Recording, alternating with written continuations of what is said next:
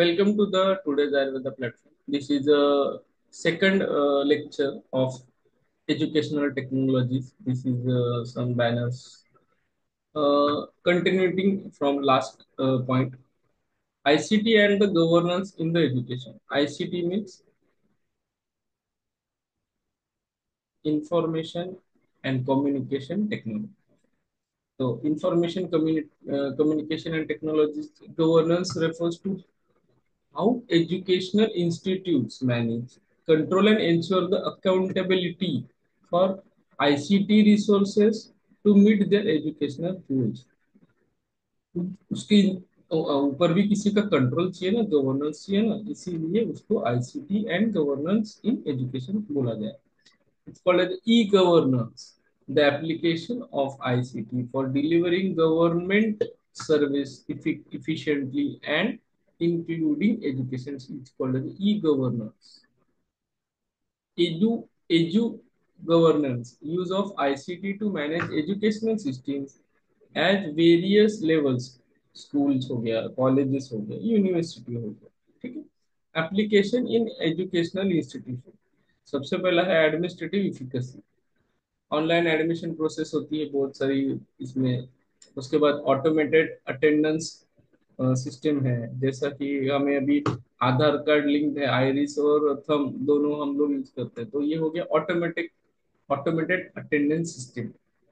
उसके बाद है digital exam management. Next part is transparency and accountability.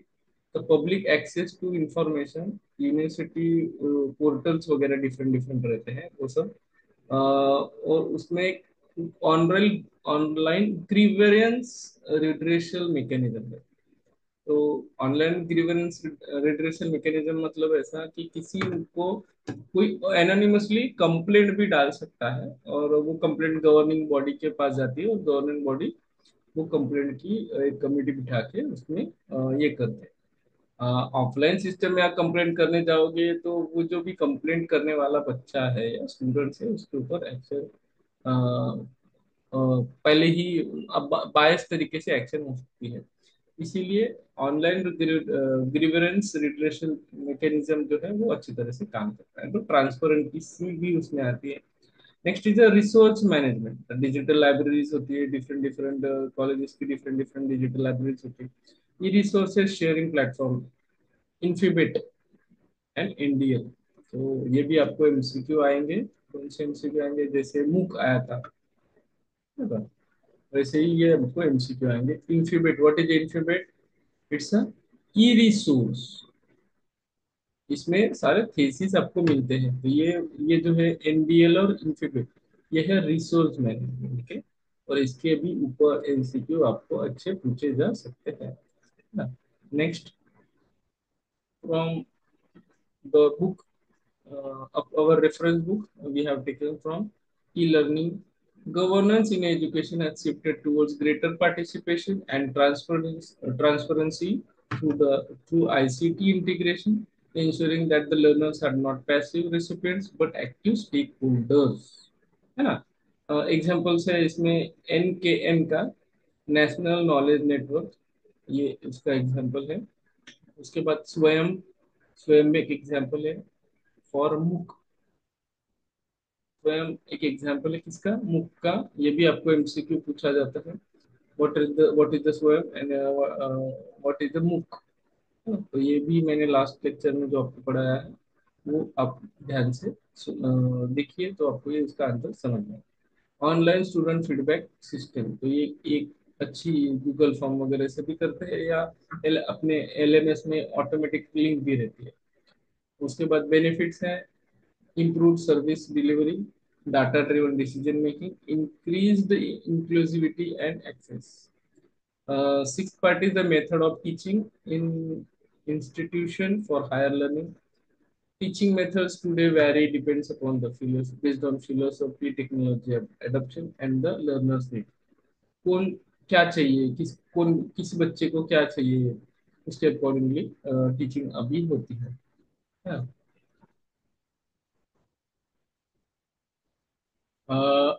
Teacher centric methods कौन से है? इसकी डेफिनेशन क्या है? The teacher is the primary authority figure and students are the passive listener, it's called as the teacher centric method. उसमें आते हैं सबसे पहले, ये आपके मैच द पेयर्स के क्वेश्चन है, मैच द पेयर्स के क्वेश्चन आप ध्यान में रखिए।